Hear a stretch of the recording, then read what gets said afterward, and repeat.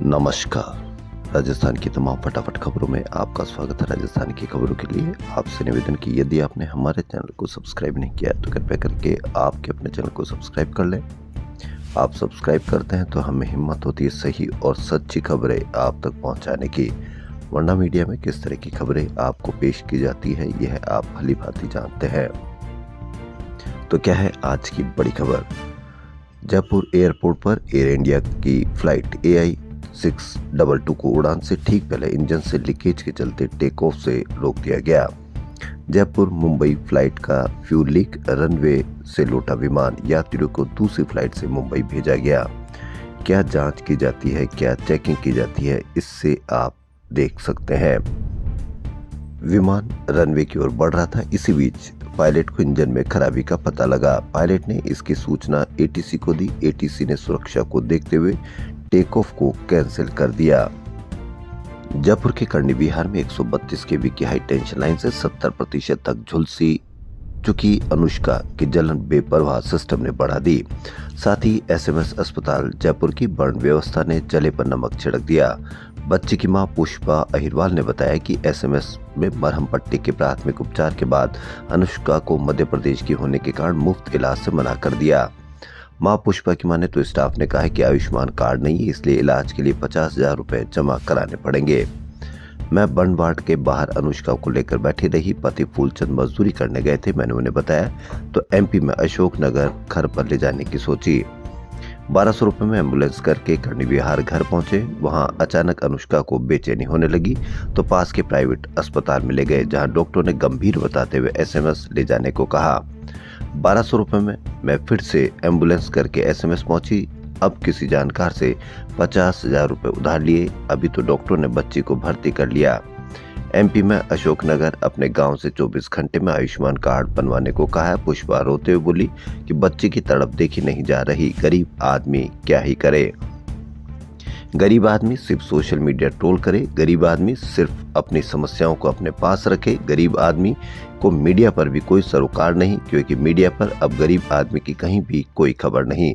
गरीब आदमी की बेरोजगारी की खबर नहीं, गरीब आदमी की महंगी शिक्षा की खबर नहीं, गरीब आदमी की महंगे पेट्रोल की खबर नहीं, गरीब आदमी की महंगे होते हुए डॉलर की कहीं कोई खबर नहीं, क्योंकि गरीब आदमियों ने अपने आप को इस तरह से ढाल लिया कि जो मीडिया बताएगा सिर्फ उस पे ही ट्रोल करेंगे। गरीब आदमी सिर्फ मीडिया बताएगा उस पे ही विरोध प्रदर्शन करेंगे।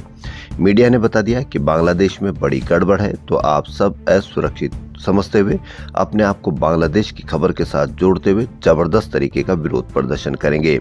लेकिन आपके बच्चे अस्पताल में भर्ती नहीं हो पा रहे तो कहीं पर भी कोई विरोध नहीं, आपके साथ कोई नहीं आएगा। यही मीडिया यदि इस गरीब बच्ची की खबर चलाता और गरीब बच्ची के समर्थन में एक विरोध प्रदर्शन करने की बात कहता तो देखते आप SMS के बाहर कितने गरीब लोगों का समर्थन करने के लिए पहुंच जाते। लेकिन आप सब लोग मीडिया के गुलाम हो गए और मीडिया ही चाहता है कि आप किसका समर्थन करें और किसका आप विरोध करें, वही आप करते भी हैं। राजधानी जयपुर में रविवार को भी कड़ाके की सर्दी का दौर जारी रहा। इस दौरान दिनों रात के तापमान में मामूली बढ़ोतरी दर्ज की गई। इसके बावजूद लोगों को सर्दी से राहत नहीं मिली। शहर के कई इलाकों में सुबह घना कोहरा छाया रहा, दिन में भी हल्के कोहरे की स्थिति रही। इस कारण धूप में तेजी नहीं रही। शीतलहर के कारण लोग दिन में भी ठिठुरते नजर आए। यह दिन के तापमान में 0.5 और रात के तापमान में 0.6 डिग्री सेल्सियस का उछाल आया। यहाँ अधिकतम तापमान 18.5 और न्यूनतम तापमान 8.8 डिग्री सेल्सियस रहा। राजस्थान के हीमोफीलिया मरीजों के लिए राहत की खबर, अब उन्हें रोज या बार बार महंगे इंजेक्शन नहीं लगवाने पड़ेंगे।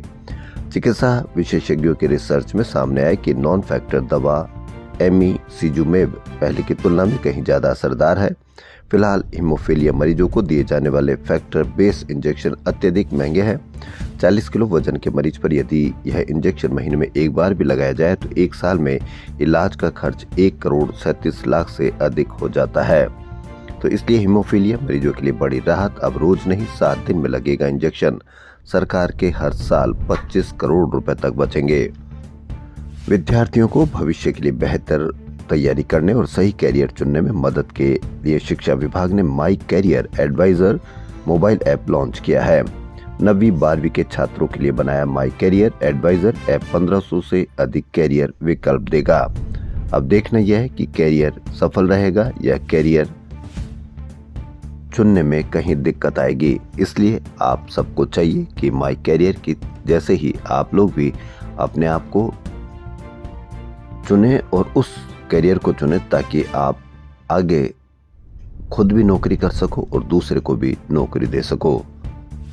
राजस्थान में एसआईआर के तहत काटे गए 41 लाख से अधिक वोटरों का असर पंचायत चुनाव की मतदाता सूची पर नहीं पड़ेगा, क्योंकि पंचायत चुनाव की वोटर लिस्ट अलग बनाई जा रही है और इसका आधार 7 जनवरी 2025 की मतदाता सूची है।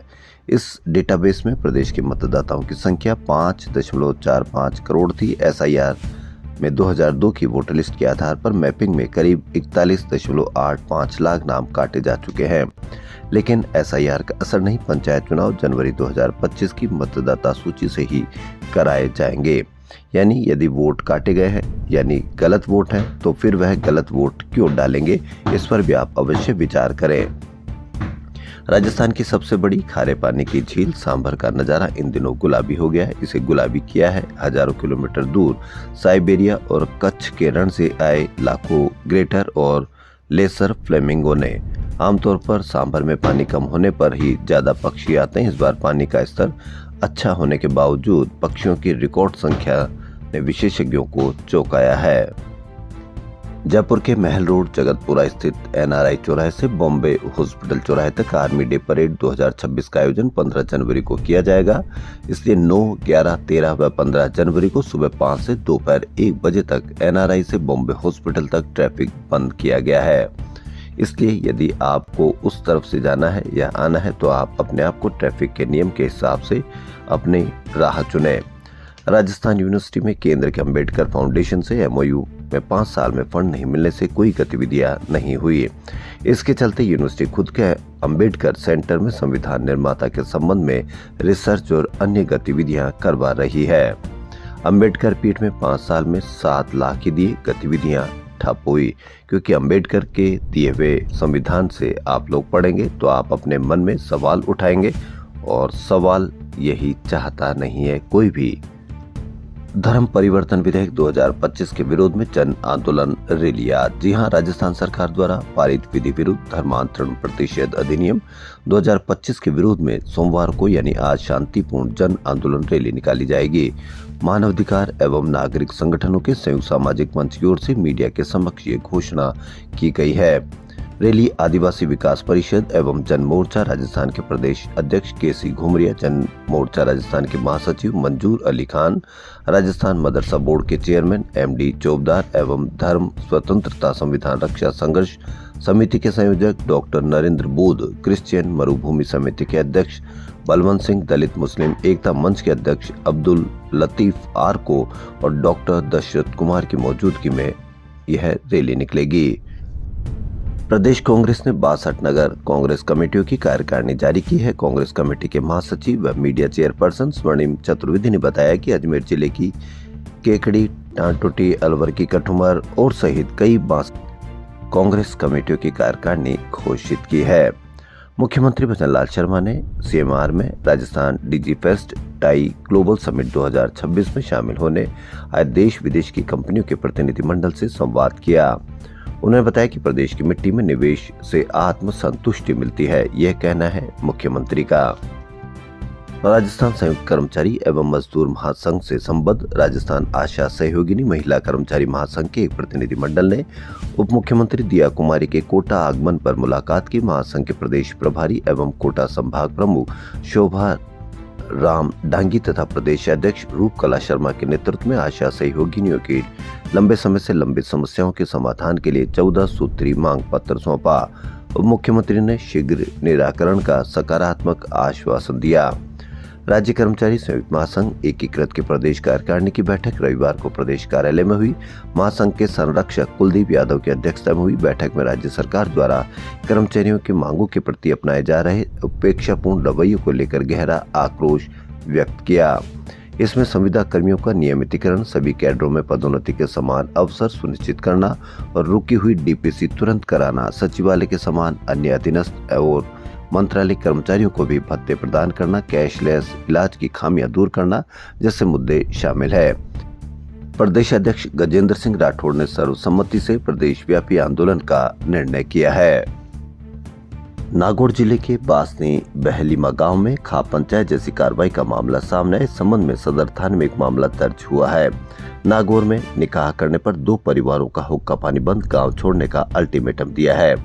इस पर इतनी कड़ी कार्रवाई की जानी चाहिए, इस पर उनकी रैली निकाली जानी चाहिए ताकि आम आदमी इस दूर हो सके, इस डर से दूर हो सके। मीडिया आपको बांग्लादेश की खबर दिखाता है, उससे अधिक खबर ये खबर है।